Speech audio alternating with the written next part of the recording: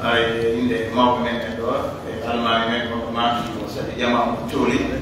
inchallahu tabaraka wa taala conférence o ngeno laati wono watti en fuɗɗagol conférence o e présenté monko baɓe seeɗa ɓe geeli monko ba e ɓuyno nder ka kono sen ɗuɗɗini ɗum ɗo ɓe geeli haray tan on o juuta fota ay lande kadi haray no woodi jaabote e haray mawɓe men ɓen ɗo ala jiba en e tooli ɗo e fof ɓe geeli ɓe toriki allah subahana taala ɓeydande cellal ngal wonon alaji bayno en ɓe waɗan ɓe te golle ɗo yiɓe ɗo alaji ablay paten no ɗo alaji ajulen no yeeso an ɗo imam mo mbawɓe saɗa abdoul karim e woɓɓe noon ɓe fonkase nokkini ɓuyno ɗo yo noon haali en juttingol yewtere inchallahu taala en fana usuɗamen ɗo janganen aydi ɓuran seeɗa e wan hudditire yewtere nden ɗiɗumna subhanahu wa taala cheikh o mbiye wonko tan ko newni yanen en haaji on si allah wala ɗum ƴeggare ko ɗum ɗo amande ndi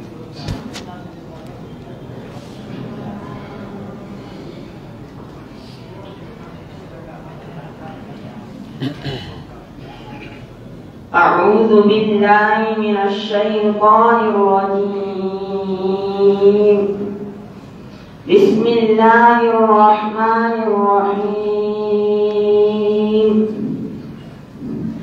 وإذ أخذ الله ميثاق النبيين لما آتيتكم من كتاب وحكمة ثم جاءكم رسول مصدق لما معكم لتؤمنن به ولتنصرنه قال أأقررتم وأخذتم على ذلكم إصري قالوا أقررنا قال فاشهدوا وأنا معكم من الشاهدين فمن تولى بعد ذلك فأولئك هم الفاسقون أفغير دين الله تبغون وله أسلم من في السماوات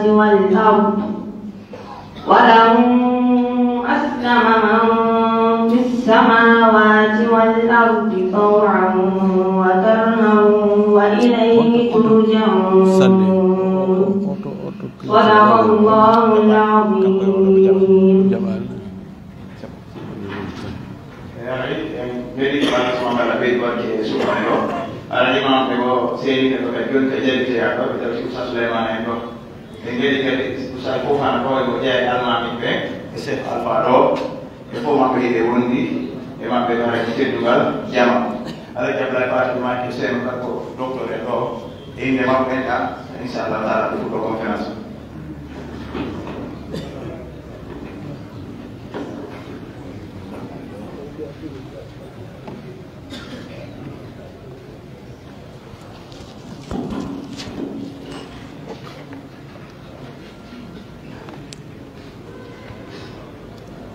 بسم الله الرحمن الرحيم.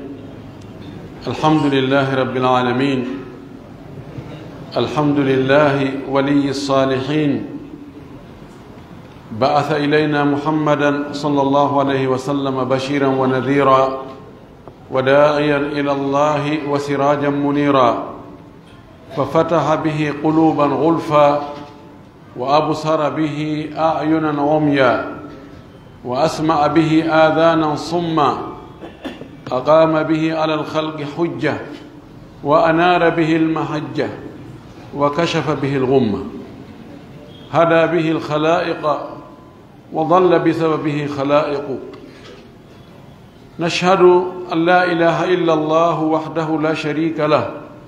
ونشهد أن محمدا عبد الله ورسوله وصفيه من خلقه وحبيبه، اصطفاه واجتباه وبعثه رحمة للعالمين.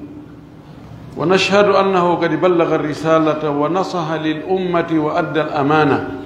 وجاهد في الله وعبده حتى أتاه اليقين. اللهم صل وسلم وبارك وأنعم عليه وعلى آله وأصحابه ومن سار على منهجه واتبع سنته إلى يوم الدين. إخوة الإيمان، أصحاب الفضيلة العلماء أصحاب السعادة أيها الحفل الكريم في هذه الأمسية المباركة، ونحن في بيت من بيوت الله، وأمامي هذه الوجوه النيرة التي تتلألأ إيمانا ونورا، وكلها شوق لدينها ولربها ولرسولها. يطيب لي أن أقدم لكم ما ينبغي للمسلم أن يقدم لأخيه المسلم إذا لقيه، وهي التحية الإسلامية الطيبة المباركة العطرة التي هي تحية أهل الجنة في الجنة. جعلني الله وإياكم من أهلها ومن خالديها. تحيتهم يوم يلقونه سلام. السلام عليكم ورحمة الله تعالى وبركاته، وأسعد الله أوقاتكم. أسأل الله جل في علاه الذي جمعنا في طاعته أن يجمعنا في أعلى جناته، أن يجعل هذا اللقاء مباركا ميمونا، ويجعل تفرقنا من بعده تفرقا معصوما، وأن لا يجعل فينا ولا معنا ولا منا شقيا ولا معصوما. إن يتي الله سبحانه وتعالى tedduɗo mawnuɗo towuɗo seniɗo handuɗo yettede moƴƴiɗo e meɗen waɗi en ɓiɓɓe adama ɓen ko tedduɓe no teddi ɓuri ko Allah tagi kon fuu. no wawno o waɗa en e tagore wonde goo o moƴƴi e meɗen kadi e nder ɓen ɓiɓɓe adama o waɗi en julɓe. ɓiɓɓe adama ɓen kadi fuu ko jaɓanɓe Allah men woni julɓe, ko ɓeeɗo ɓuri teddude. e nder ɓen no kadi o suɓi en julɓe ɓen fof e ɓiɓɓe adama ɓen ko jaaɓi e moftanilaɗo sallah sallam ko ɓen ɓuri teddude. o waɗi en suɓaɓe e nder ko suɓa e nder ko suuta. ɗon ɗo ko moƴƴere makko e yurmede tun, na hunde ko waɗanɗenmo so o yoɓi en ɗum ala. en yettimo e ɗi nemaji e moƴƴereji e teddule ko o waɗani en. hande ɓiɗɗo adama on no neemi gila o woodaka hawre leydi ɗo, kono nemaji ɗin fewno ɗo no ɓeydi moƴƴi. so ndaari ko wona e ñaamede, noone ko yarete e ko ɓornete e ko waɗɗete e ko duñcitorte, a andetaka ɗum hatti. sa yiltitike ɓaawɗo aɗa duuɓi 50 a daari no yimɓe ɓe wuurino no on tumati newende wonde on tumati nden e wonde fewno ɗo nen tajidu farga chasi an a taway no woɗɗodiri bus. wa hadi niam yambagi an tuqabala bichukri. ɗi nemaji ɗuɗuɗi no hani kadi jaɓɓore yettugol Allah kadi muyi. en yetti Allah, foti en jarnimo. hiɗe seedo ko kanko tun woni reweteɗo, ala goɗɗo goo reweteɗo si wona kanko tun,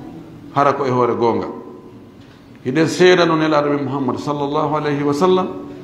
o ko Allah nelimo, o nelnimo giggol e hoolare.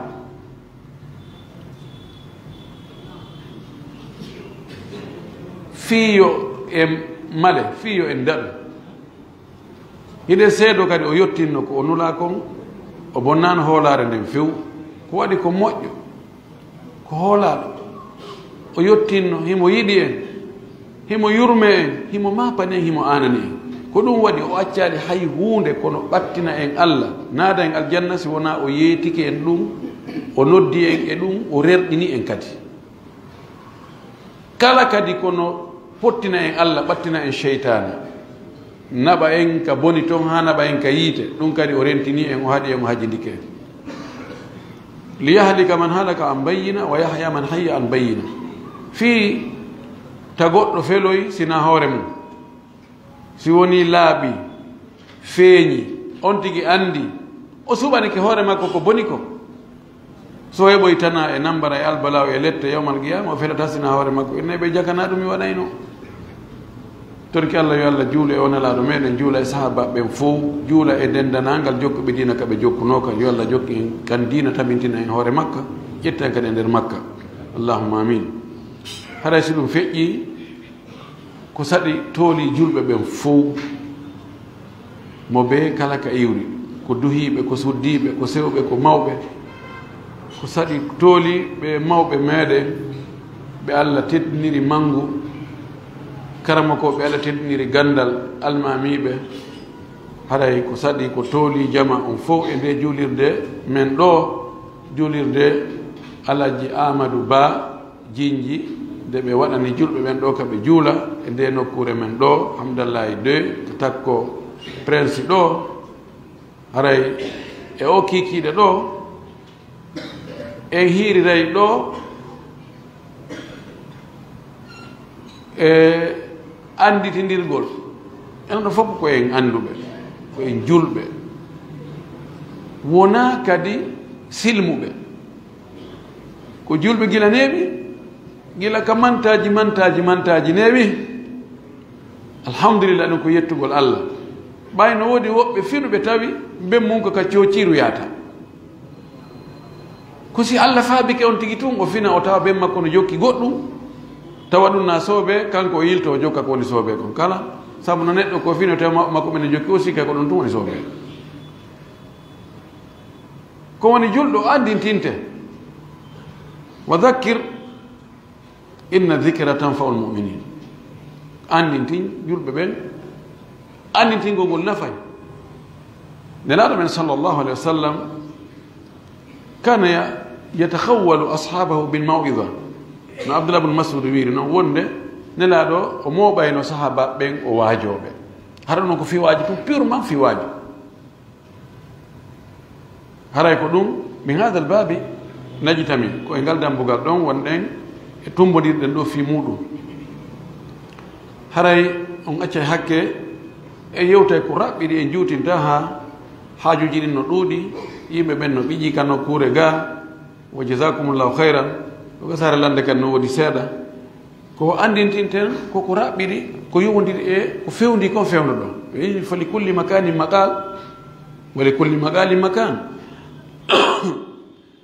e nokku ɓe nokku no woodi ko fota yewtede ɗon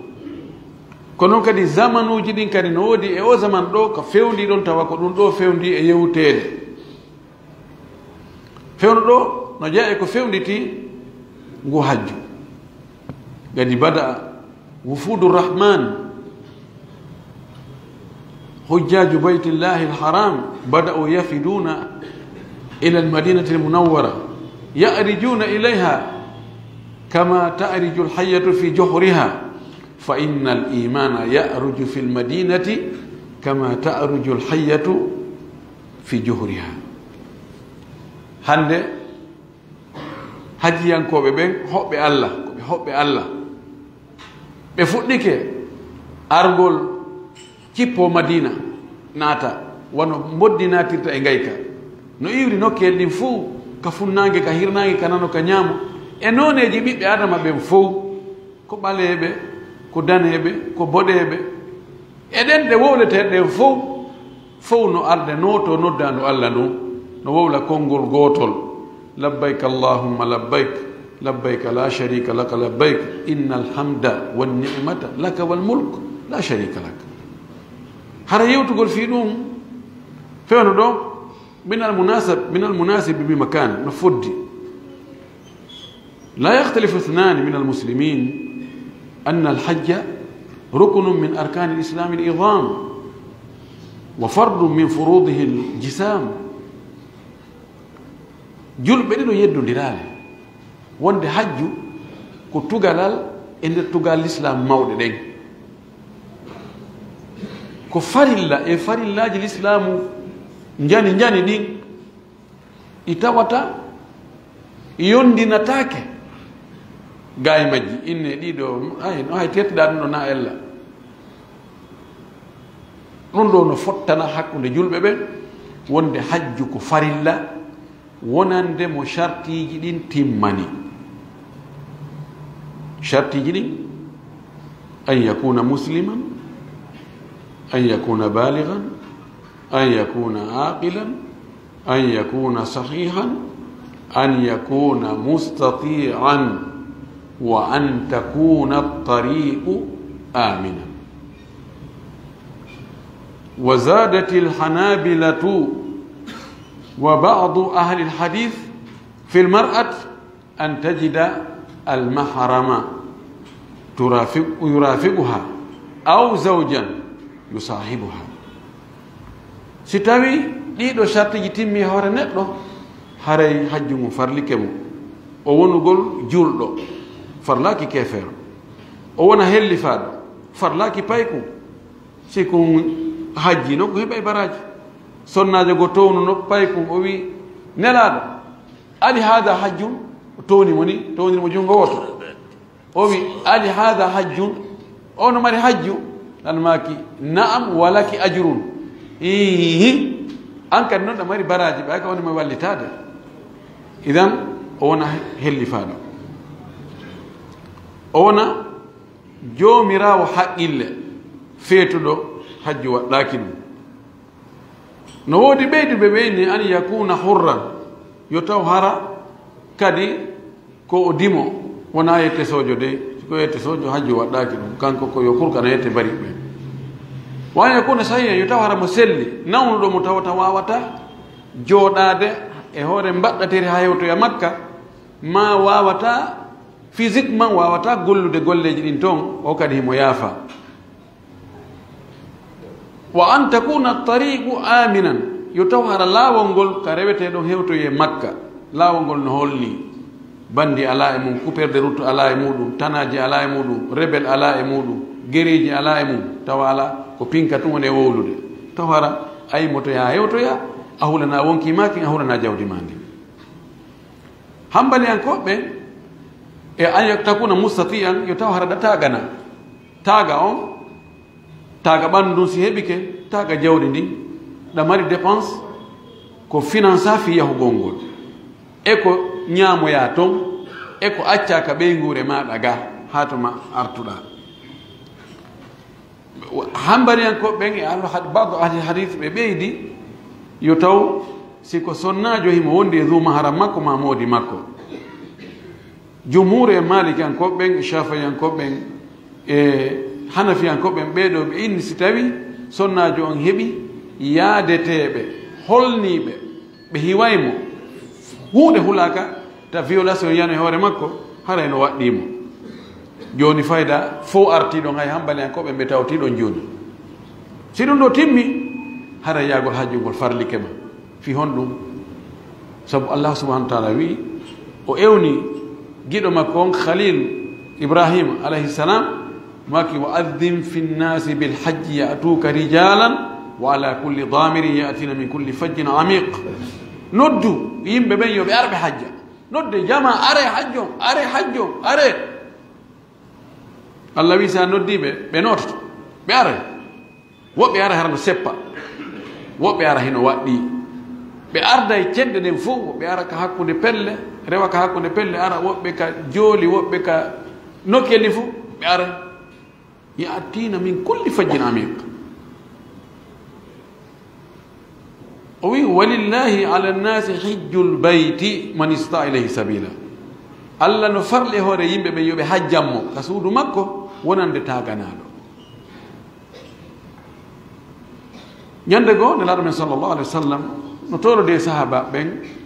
o yini ayuha nnas fashra abbatil aw fashra ibbatil ana an maki hey kono yimɓe mo ɓeyare no ƴewɓe ko honɗum ko honɗum heedi ɗon ɓaysitano maki hey ko onon yo yimɓe ko imma waɗe ɗum ɗo ma acce ɗum ɗo fof ko nafoore fof mo ɓe waɗi ni no heeɗi ko honɗum o wi inna allaha kadi farada alaykum lhajja fa hujju hey ko onon yo yimɓe allah farli e hoore mo hajjugol hajje tu goɗɗo yiɗi e nelaɗo a fi kulli amin ya rasulallah e nelaɗo ko hitande ɓe hitande aɗo deƴƴiti seeɗa o maki law qultu nam la wajabat wala ma statatu si mi ini no hihi waɗɗoto no farlo tawa hitande ɓe koyon hajju on mbaɗa feere o wi alhajju marra hajju farillaw mum ko dewotere pette nde gurɗa wontiɗa allah ko moƴƴo ko yurmeteɗo wowno fawde en ko hitande ɓe ko yaya hajju kono o yiɗa en soñjude o yiɗa en ɓittinde ma jaala lakum fi dine min harajin waɗna en ka diina ɓittende few diina kam fof ko mahi ko e hoore newende e hoore ɓuttu e hoore doy ko hoore ko gayneten koko waɗna hen hara mo andi e gayna ɓuri ɗum kono ina waɗe ɓerɗum ɗo yande kono no waɗi kanko wona onde ma no lellanimo ko waɗiri ɗe dewe wo ko fii tun andu o fii no enen tigi andiren kanko mo andi koy no andiren ko hombo jaɓi ko hombo sali nam hajju gum ko farilla ari hadis wonɗo ko sahihayn أن رسول الله صلى الله عليه وسلم قال بني الإسلام على 5 شهادة أن لا إله إلا الله وأن محمدا رسول الله وإقام الصلاة وإيتاء الزكاة وصوم رمضان وحج بيت الله الحرام لمن استطاع إليه سبيلا ماكي الإسلام مهما يهور تقال جوي بليج جوي برنسيب جي ونو الإسلام أجي ونو الإسلام sa ittiɗo goɗɗum hade islam luttaɗo hande kadi fi kala no waɗi piiji goɗ ɓeyditiɗi supplémentaire o wi seedagol seedankakuji ɗiɗi seedagol reweteɗo ala si wona allah wonde mouhammadu ko nulaɗo allah ɗum ɗo neɗɗo wonta julɗo wolali ɗum ɗo o fiɓi ka ɓernde makko woni goo ɗimmum ɗum ko ñinnugol nde julde ha ko sattani julɓe goo ñinnugol sa wi ñinnugol wayi gam a gama yo qimo e gama tan holli wonti duumoto e mayre o waɗata kadi no haniri noon woni ɗiɗi tammum ɗum ko o ita zakat ittugo zakka on si wonti heeɓi jawdi ndi zakka waɗɗi e muɗum o itta zakka on o jonna ɓe allah wi yo jonne ɓen nayi mum ɗum o sawmi ramadan horgol lewru suumaye ɗum si tawi ndu tawi on tigi charte ji ɗi fof no timmi ko heedi ɗon o hajji baytillah haram liman istata ilayhi sabila hajjugol ka suudu allah hormantendu ɗum ɗo ko farilla sa waɗi ɗum a heɓay hon andi a wakkilike golle o fayde sa andi tono ko heɓata kon ko ɗum encouragete ina he ɗono satti kono ɓayno simi ɗumandi ke ɗum ɗo haray haaju a feewi yo ane wakkilo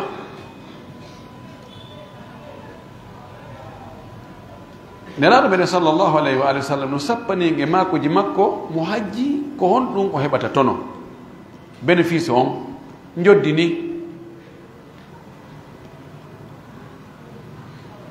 holli wonde hajju ngun montanayi hajjuɗo on bakkatuji ɗi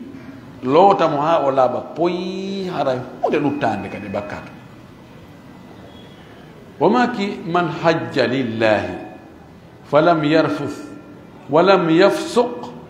raja'a ka yawmi waladathu ummuhu mo hajjani allah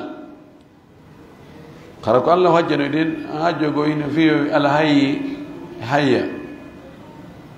o hajjani allah on falam yarfuth o waɗali rafas jiɗlodirgol e rewɓe waɗugol piiji ko wonta hakkude aɗen e ɓeygu mum mo gaddima to jima ma jima on hoore mum walam yafsuk o façon innaki toon waɗugol bakkatuji toon lorrugol yimɓe fenugol waddugol ñamugol ko harmi waggol ɗumɗa waggol ɗumɗa o waɗali ɗum ɗon fes o waɗi waɗeteɗi ɗi o waɗi ke waɗeteɗi ɗi tayib ɗum ɗo woni devoir makko o waɗi ɗum kono noon o dowa heɓude lalmaki raja'aka yawmi waladathu ummuhu o artay ka makko tawa himo laaɓi o ala e bakkatu hay hunde o alda e bakkatu hay hunde no wawi o ñande yumma makko jibinno hiɗen andi ñande yummade jibinimo nde ñande o mara bakkatu ko kanko faggito to yeeso toon ka ko vierge hunde windaki nam ɗum ɗo ha ɗum ɗo no weli ɗum ɗo no weli sabuna ha si neɗɗo woni joni ha ɓiɓan duuɓi 50 haray dossier ji makko ɗi no tuuni haray ñiiti ñatano toon fenade no toon janfaji no toon détournement ji no toon waddugol yimɓe no toon jinaji no toon ɗum ɗo e ɗum ɗo no toon no gasa hay dorogue no toon no gasa hay cigarette no toon woɓɓe hay beere no toon boneji ɗin ɗuɗuɗi no nder toon si tawi on tigi yahay ɗon o fuute sabunde o loote alaba poste o arta tawa machallah wonti keso he ɗum ko nema ɗum ko moƴƴere moɗum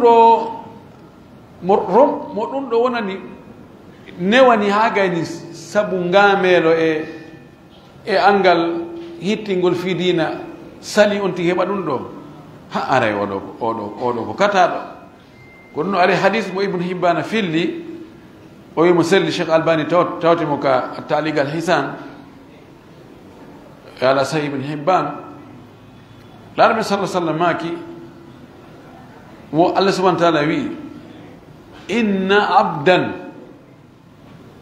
qad sahahtu lahu jisma wa wassa'tu alayhi fi lmaisha yamurru alayhi 5 sanawatin lam yafid ilayya innahu la mahrum wallahi o makan kon laaɗo allah subahana taala wi'ay jiyaɗo an mi sellina ɓanndu makko ndu mi yaññana mo arsike makko o ɓanndu ɗum cellal no woodi wala probléme wala nawnare wona diabete na tension wona ɗen nawnaje soñjuɗe haymo selli keng mi yaññanamo kadi gurdam makko ɗan imo mari biye ko yara mo mari ko losira ka hôtel ji mari ko ñaam mari ko accaka ɓeygu makko o ɓittaki wona duuɓi 5 hara o arali o koɗimi ka suudu an allah ka suudu an hormotendu ɗo o wi o ko kataɗo wallahi innahu la mahrum o wiya woɓɓe ne jogui moyen ji no imo ɗo yaha chine ko toni makka woni imo ɗo yaha dubai aywa makka waɗa e leere 3 fayde sewtoya dubai toni toon yaha mi yahi hong kong mi yahi ɗo e ɗo mi yahi états-unis mi yahi europe ala ka mi cippani tawi makka no ɗon allah newnali taw inna hada la mahrum ko ɗo waɗi kataɗo ini kata wona ronkugol heɓugol visa tun natoygol europe ma heɓugol schengen visa schengen ma natoygol amérique na ɗum tun woni kata ma yawgol yiltoye ko heɓugol opportunité ka wawata heɓde baraji heɓa alijanna bakkaruji ma yaafe moƴƴireji maɗa ɗuuɗa darajaji ma towa ka allah ronka wadde no ko katani idan ari e mako laɗo sallllahu alayhi wa sallam kadi ka o maaki kadi fayin o maaki alhajju lmabruru laysa lahu jasaun illa aljanna hajju ɗigguɗo mana hajju moƴƴuɗo hajju waɗaɗo ko hana waɗede kon e mum woɗa hanaɗi woɗedi ɗin oɗo nelaɗo maki ala joddisina aljanna ko julɗo no woodi piiji ɓuyɗi o faala kono hattirde faale on ko aljanna hattirde muntahal gayat muntahal matalib dukhulul janna ko ɗum hatti ko ɗum waɗi si goɗɗo wiima waɗɗo yo allah naade aljanna ala ko do'anoma goɗɗum go toni ɗo ani o joogi kadi fotti ɗon ko ñande komi jogii pay ko ngokku tun ni ko wi baba o korellan 1000 francs kono hay ko laɓɓinaali fayda mi ƴetti 1000 francs mi joni baba yo allah naadon aljanna min baba ɗum ɗon ɓuri 1000 francs 1000 francs no fanɗani ɗum ɗo mi ƴetti 5000 mi jonni mo nam idan hajju si allah jaɓingu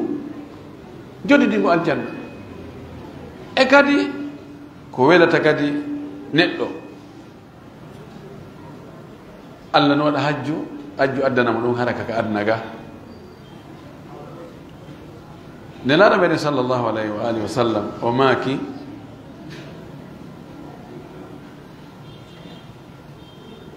wasilu alhajja wal umrata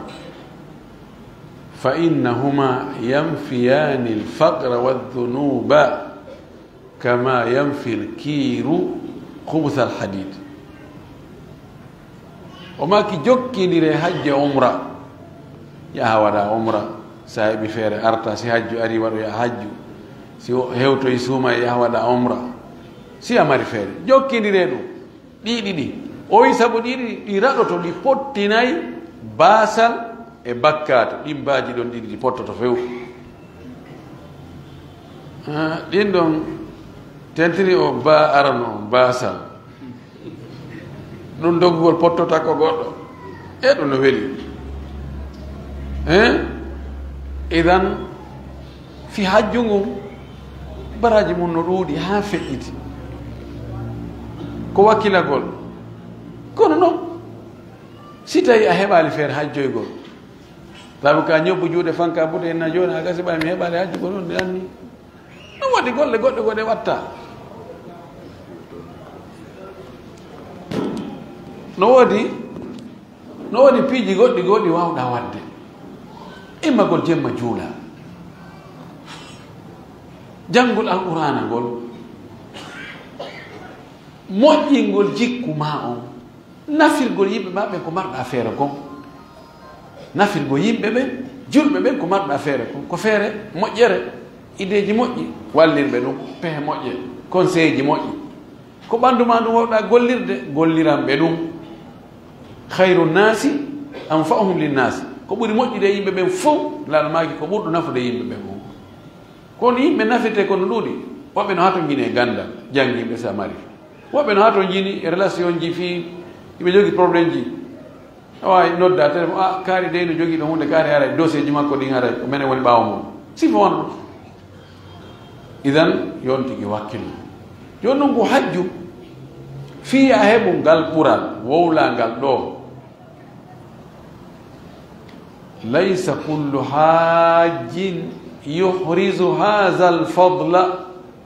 wona hajjoyɗo ɓe heɓata ngal ɓural ɗo hajju mabrur wallahi ne yogi chartiji no jaa e chartiji ɗi fiyo allah jaɓani hajju ngun o loota bakkatuji ma ɗi ha laaɓa pos an tahujja bilmali lhalal ko ya hajjir jawdi laaɓudi dagiidi shairo wi fa in hajjajta bimalin kun asluhu danisun falam tahujja walakin hajjati liru si neɗɗo hajjiroyi jawdi harmudi fayde haray o hajjali o yaadiɗo e hajjoɓe inna allaha tayibun la yaqbalu illa tayiba allah no laaɓi pos o jaɓata sina ko laaɓi ko luuɓi kon o ala hajjo ɗon no hulɓini moƴƴinoge o zaman men ɗo ko tawata yimɓe nodde kuto fi jawdi ko woni ko maapini ko si heɓaki kono honno heɓori ko seeɗa maapi seeɗa ɓeni maapori ɗum si on tigi fokkitidi e hajjugol ko finance kon ko jawdi harmodi allah mine malakaji ko jaɓɓomo ka laawol ɗum to fokkutuɗa mbiɗo yaade makka hajjoygol ngol ɗen fokkiti menen 3e convoi jawdi ma ko fokkitirɗa kon ndi wona laaɓudigo wona dagiidi allah jaɓantama hajju ma ngu so a wini labbayka allahumma labbayka allah mi notikema allahumma inna la labbayka wala saadayka mi notaki mi malnatama bes an allah subhanahu wa ta'ala ko kanko woni patron wandi patron jogi ɓe mbuuɗi ɓe ngare ɓe metti fi moƴƴi noon ko ɓe ñiñina puisque si wandi ko an tun jogi haaju e makko kanko jogaki haaju e ma huwondirgol e on wela fi enen ɗo yandi kanko fof o heɓata o wiya walla hunde kaari ko antugata aray walle lanɗo aray ñande wo ñande o ko yandaru hendu hande ɓe tikki hande ɓe seyti hande mi ala yaade abbogiɗo allah subahana taala o hani anil alamin ko ɗum waɗi ko ya waɗu no o wiiri noon jeejamo kadi yandi jaɓana puisque so jaɓali naɓa ɗum honto ala ka naɓa idan yo taw hara jawɗu ni ko laaɓude honɗum heedi ɗon an تخلص النية لله سبحانه وتعالى ولا تحج ليقال الحاج فلان الحج فلانا وتجد في ذلك حظوظ الدنيا وشرف الدنيا تخصص أي يخصص لك الأمور المجالس تتصدر المجالس لأنك الحاج يخصص لك الأمور كلها لأن هذا الحاج فلان. إن الله غني عن الشرك. يقول الرسول صلى الله عليه وسلم يقول الله عز وجل أنا أغنى الشركاء عن الشرك من عمل عملا أشرك فيه معي غيري تركته وشركه. في حجهم ولجبانه كل بنقول الله سبحانه وتعالى أن يؤهرك في مكبل حجرنا وحجرنا وفي الله يافو بكات جمادي الله موني برا جمادي يو الله نادي الجنة ونا في يا منتي بي كو حجة على حجة على حجة بسنتك بسنتك توليدو أكما بانوريدو نونو كبيرو على حجة بنتون لا الله سبحانه وتعالى سي أولا نيمو كونو أوات ديمو كدي إغوطلونغو كانكو أمونيوتو dewe den no fo wattaneyla dewe den no fop ko no buri sattude dewe den fo ko buri sattude ko wadangol hunde hara ko fi Allah tu ko don al-Hasan al-Basri ko goto e kibaru tabi'in gol landi mo ene ko hondum buri mettande ma fi e dewe den fo o wi ko labbinangol Allah o wi mi cippiri e wonki anki mi wawi kino keddi fo halutti do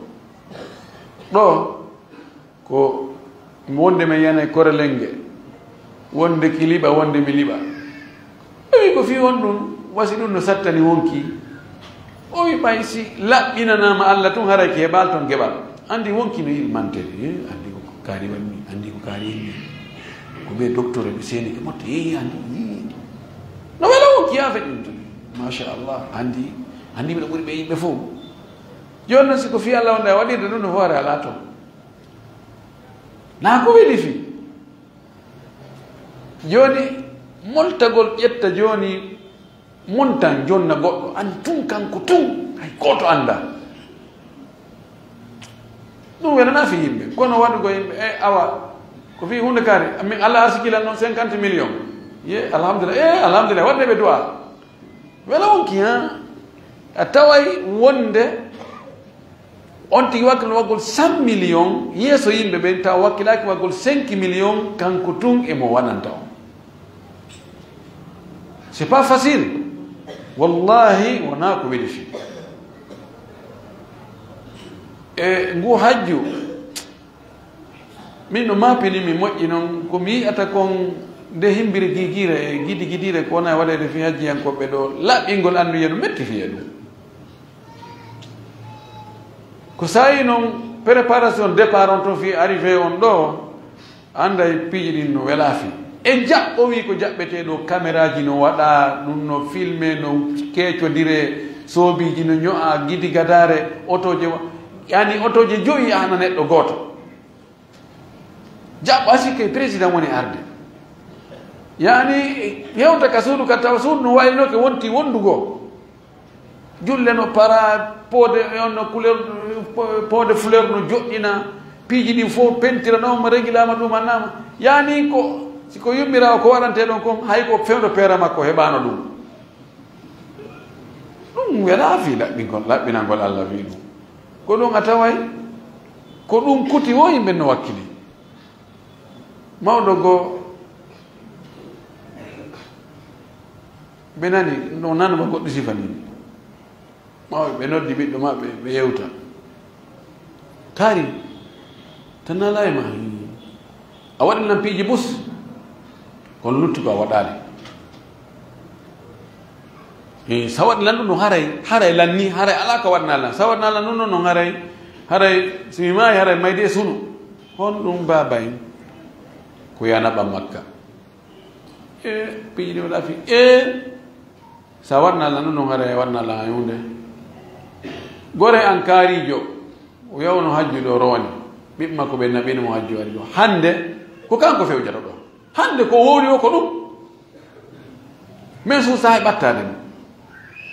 min kay sanaɓa sawa naɓiɗan hajju hara waɗina ko ɗaɓɓata kon fof andi ɓeɗo de o debi ɓeɗo naafi Allah woni yarde hajju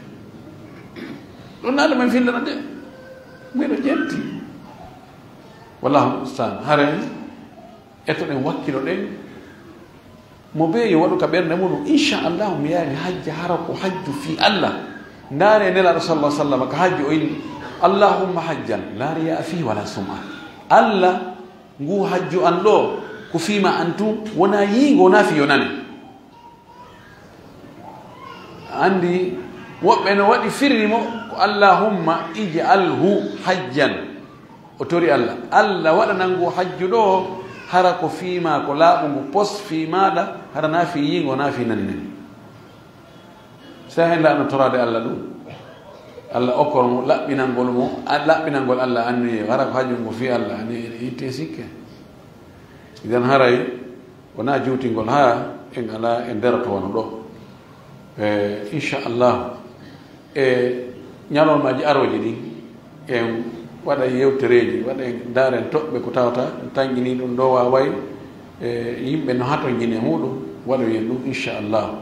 yen tori allahu subahana taala ɓe fokkutuɓe makka yo Allah newnuɓe seeno o newnaɓe kadi golle ɗen ɓe golla no haniri noon o arsika ɓe laɓɓinangol mo golle ɗen o jaɓanaɓe kadi o renaɓe o aynaɓe to mo artiraɓe e jang ɓe tawta ɓe gureji maɓɓe ɗin e jang Allah waɗan en jang ka leydi meɗen waɗna en ɓutto e teddugal waɗa yurmede ka e ɓerɗe ardiɓe ɓen ɓe wona saabu ha ɓiɓɓe ndi leydi ɗo wona nena goto baba goto soñdiaji e tampereji e ɓittendeji iwa e leydi men ndin iwa e leyɗe e julɓe ɓen fof kala guereji ka huɓɓi e leyɗe julɓe yo allahu ɗanni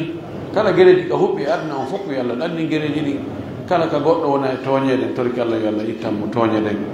kala ka goɗɗo wona e toñede yo Allah ittanmo toñeɗen Allah tabinti gonga e hoore ndi leydi Allah waɗa yurmede makko nen e hoore ndi leydi torki Allah subahanahu wa taala yo Allah moƴƴin alhaaliji men ɗi Allah yafana men ardiɓe ɓen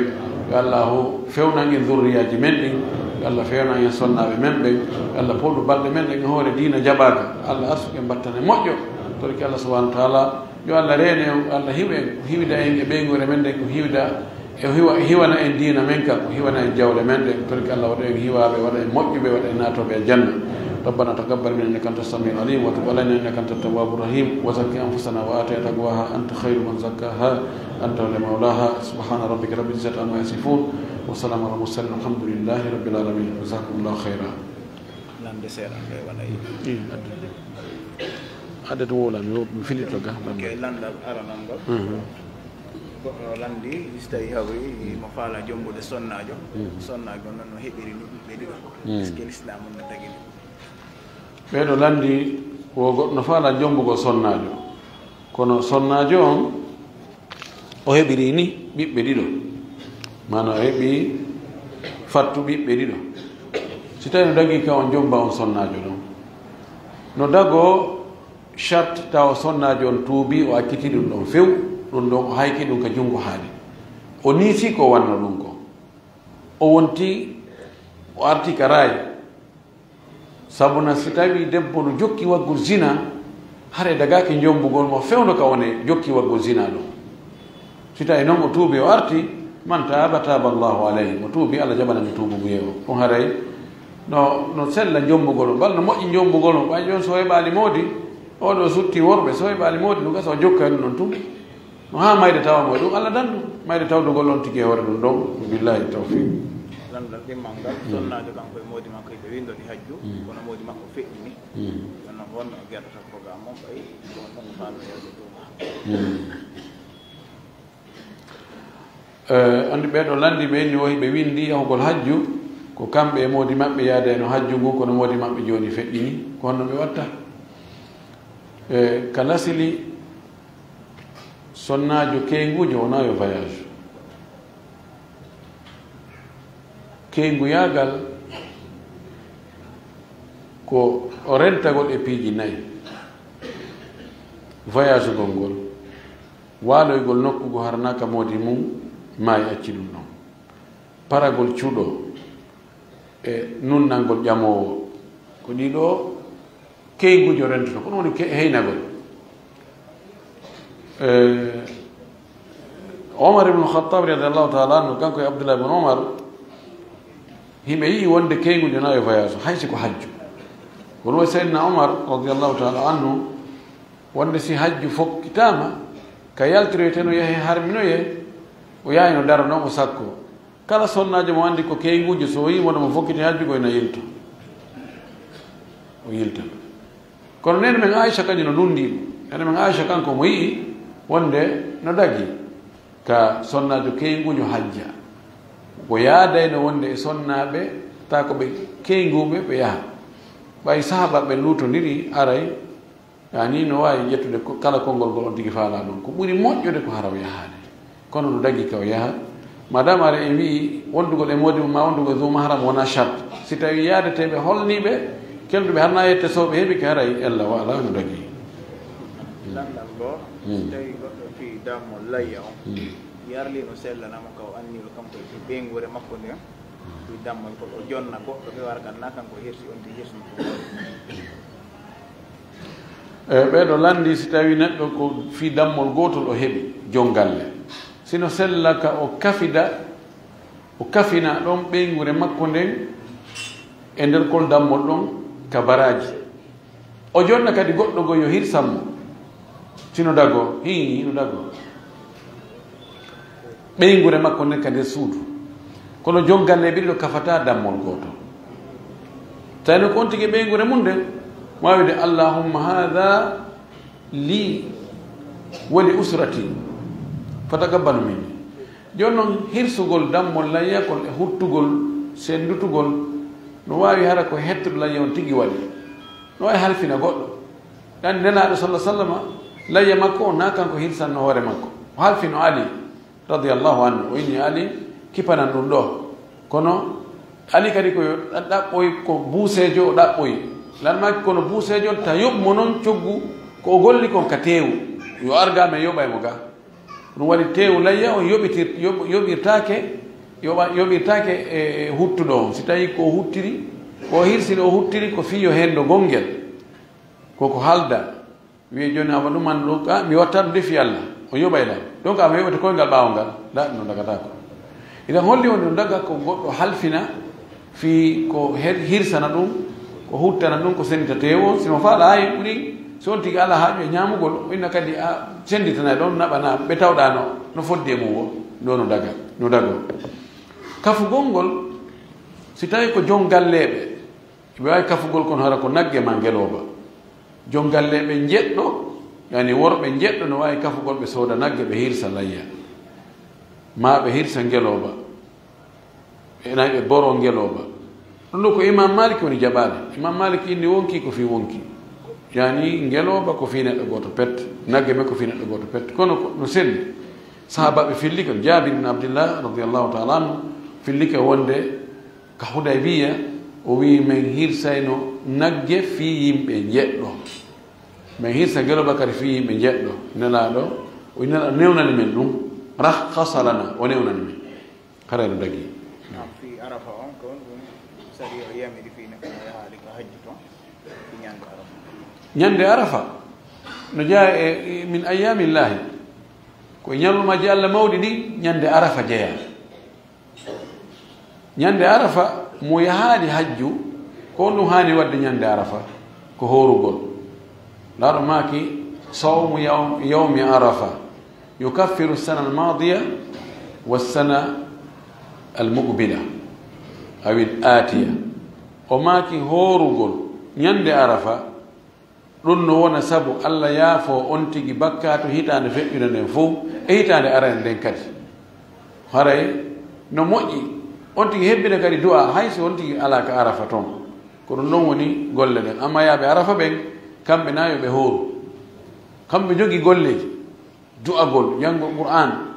donc mouvement no woodi kamɓe on ko nayoɓe hooru nabi sallam o horano ñande arafa o arno ha ka jabalu rahma ley jabalu sahra kala pete ɗon o dari o yari ɓiraɗam sonnajo wiyeteɗo ummul fadli addani mo ɓiraɗam o yari o dari o yari ɗam holli yimɓen fof o yari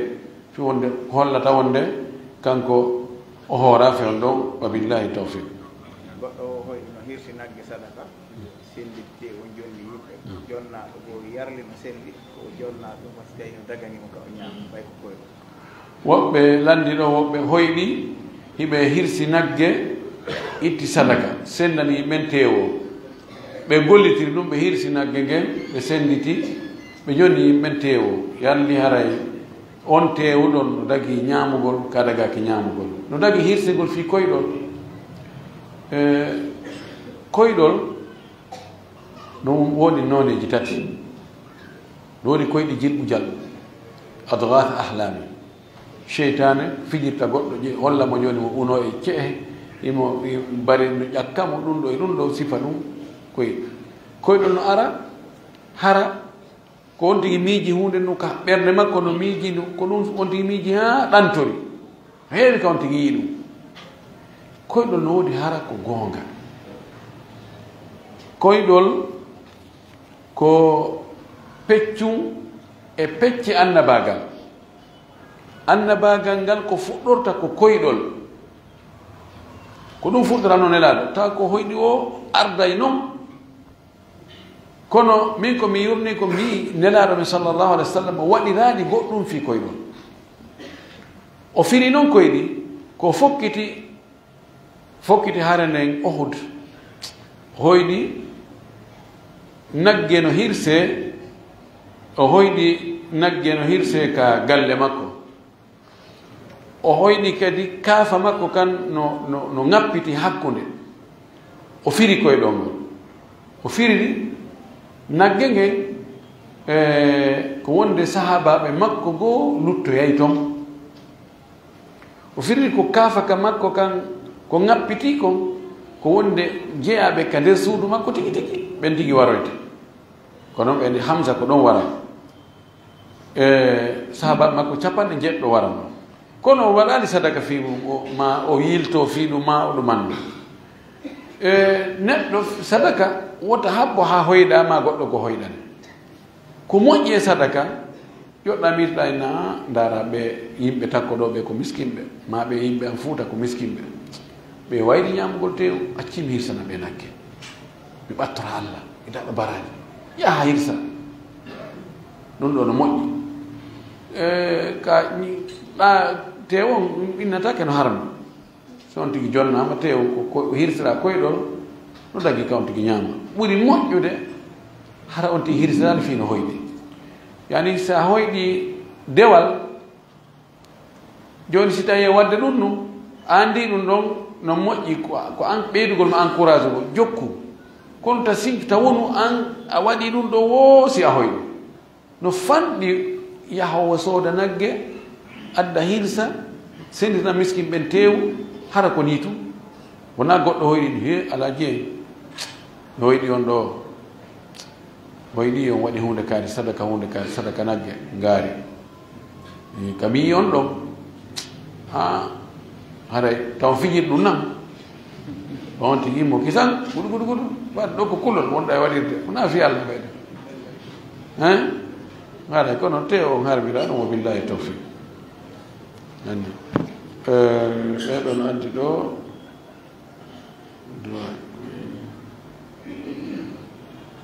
جميع الناس نريد منكم درس الأسبوع كان ممكن شخص أراد أن يعين ولده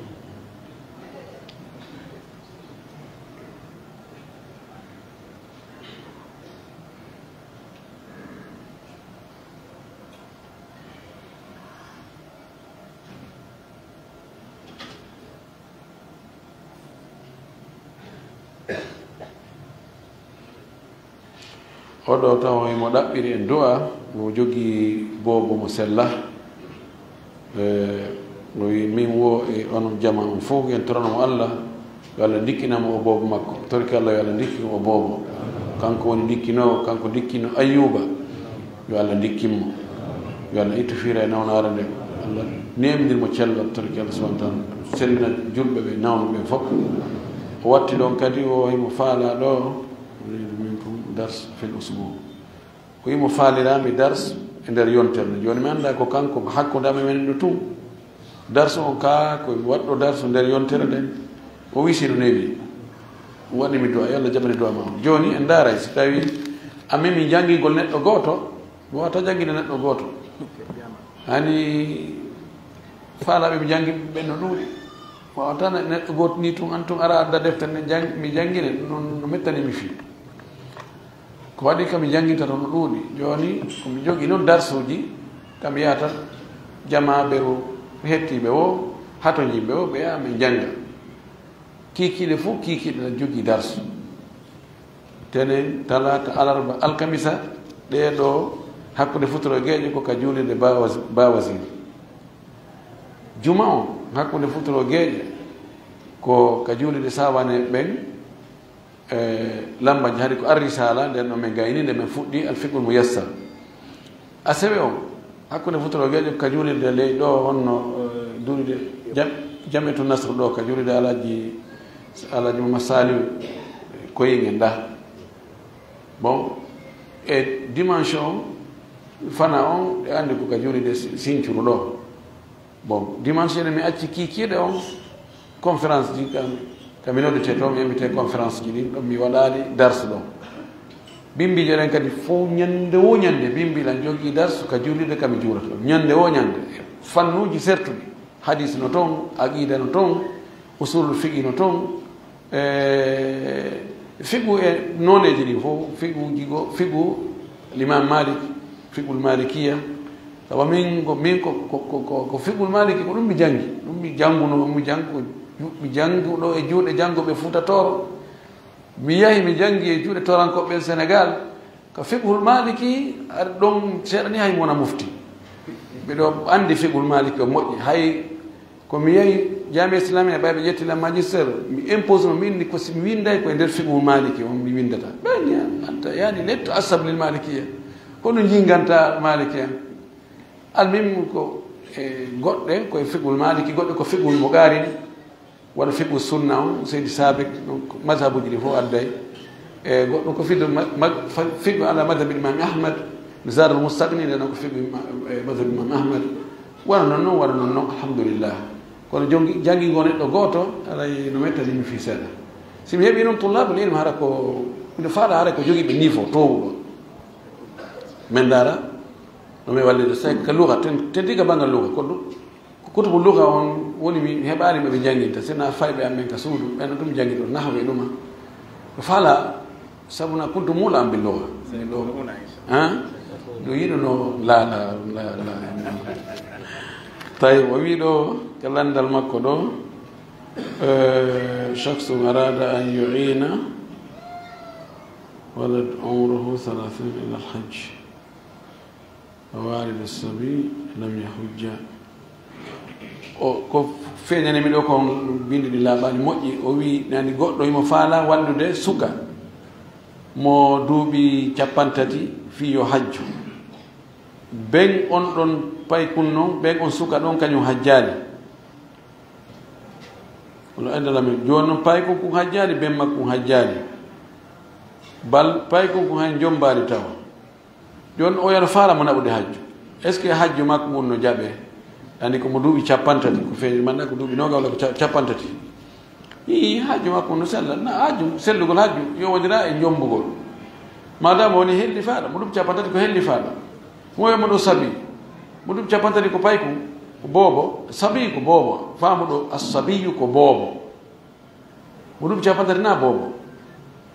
mo ala kollin no dagi fi simo faala hajjinude suka on o faala ka hajjinde ɓe suka on ko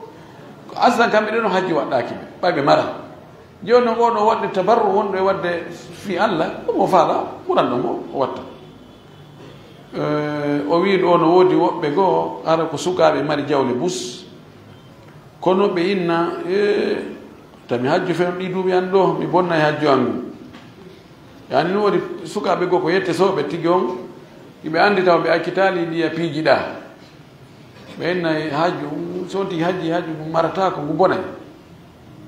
o wi ko honɗum laaɓante ɓeɗo reedu yoɓe yaw hajju no gasa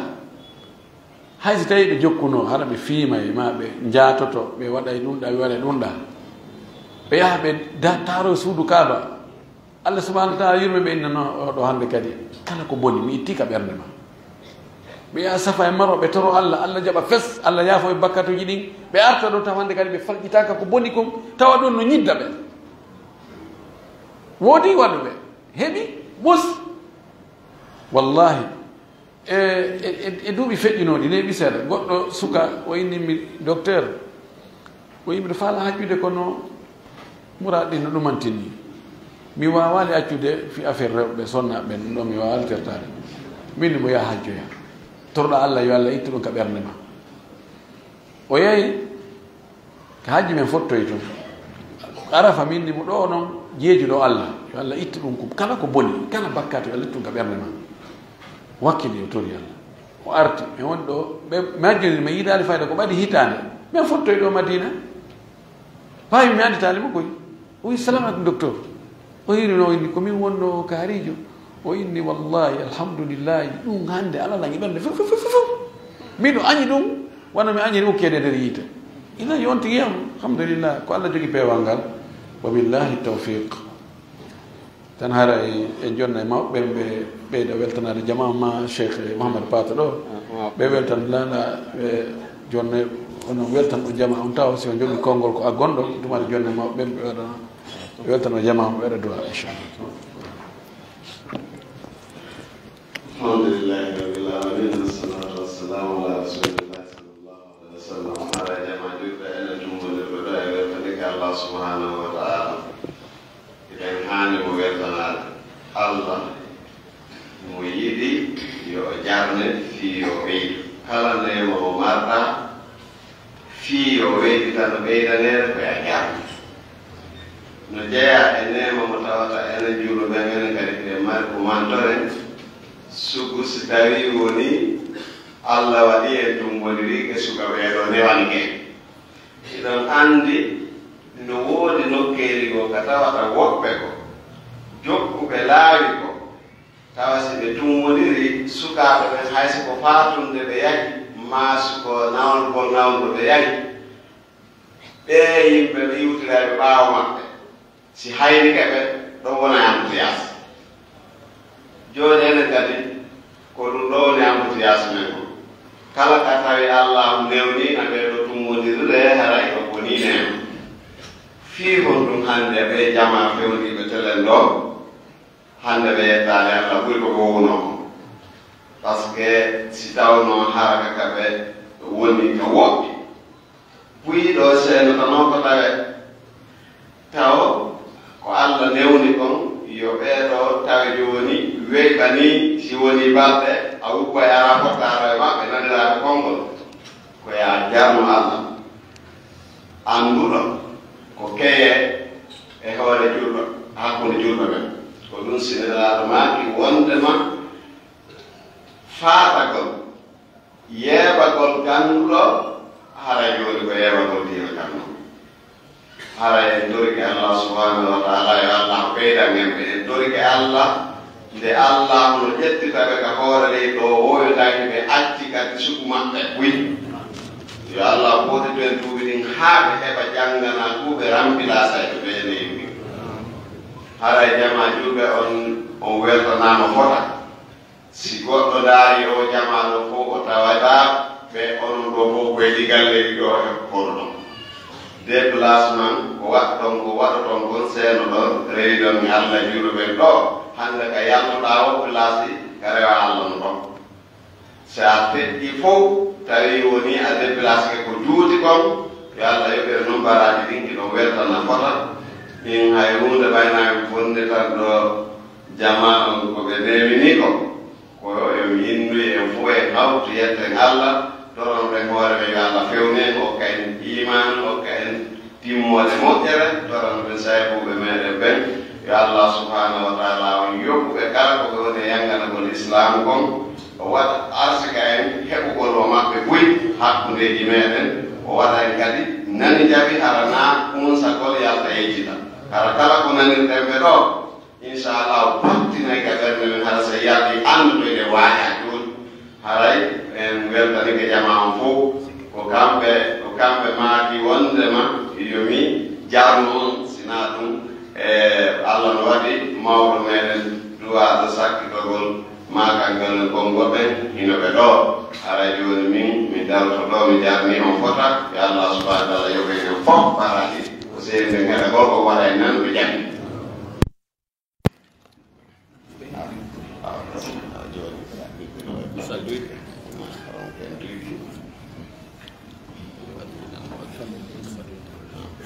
haray namaki en ɓeytiden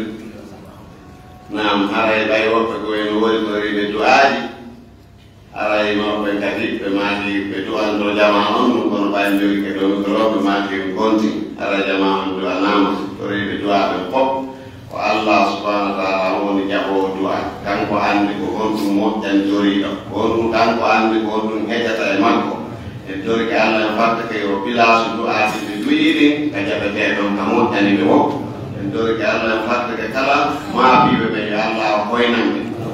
marɓe ɓe en torike Allah yo Allah subhanahu wa taala ɓeydanɓe liwa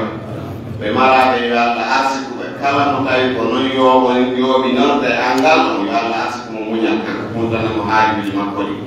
en torike Allah yo Allah ɓuttinan en leydi ndi yo Allah feppindiran en laamiɓe faalaɓe laamu e hoore ko nafata enen ɓe maraɓe en torike Allah yo Allah hiwan en leydi ndi yo Allah fewnan en ɓeygureji ɗi kala fewɓe yo Allah tabintirge mum kala koyɗiɓe yo Allah fewnuɓe wattaɓe laamu junubaji men ko faldiɗe yo Allah yaafanoy en torike Allah yangodaɓe meɗen e diina faati yo Allah yaafoɓe luttuɓe wurde ɓe yo Allah ɓoddu en duuɓi ɗi اللهم أصلح أحوالنا اللهم أصلح أحوالنا اللهم إنا نعوذ بك من الشك والشرك والشكاك والنفاق وسوء الأخلاق وسوء المنظر والمنقلب اللهم رب كنينا بما رزقتنا وبارك لنا فيما أعطيتنا وأخلف على كل غائبة لنا منك بالخير اللهم لا تحرمنا خير ما عندك بأسوأ ما عندنا الله لا تجعل بيننا وبين رزقك في رزقك أحدا سواك اللهم لا تجعل بيننا وبين رزقك في أحد سواك واجعلنا أغنى خلقك بك وأفقر عبادك إليك يا رحيم يا رحمن يا رب العالمين اللهم اهد شبابنا اللهم اهد شبابنا اللهم آت نفوس شبابنا يا الله بالبر والتقوى وخص بناسيتهم بالبر والتقوى واهدهم إلى ما تحب وترضى اللهم واجعلهم قرة عين لوالديهم وأوطانهم يا أرحم الراحمين اللهم تقبل من الحجاج بيت الله الحرام حجهم واجعل حجهم حجا مبرورا وصلاة مسكورا وعملا متقبلا مبرورا يا عالم ما في الصدور برحمتك يا ارحم الراحمين اللهم صل على محمد وعلى ال محمد كما صليت على ابراهيم وعلى ال ابراهيم وبارك على محمد وعلى ال محمد كما باركت على ابراهيم وعلى ال ابراهيم في العالمين انك حميد مجيد سبحان ربك رب العزه عما يصفون وسلام على المرسلين والحمد لله رب العالمين.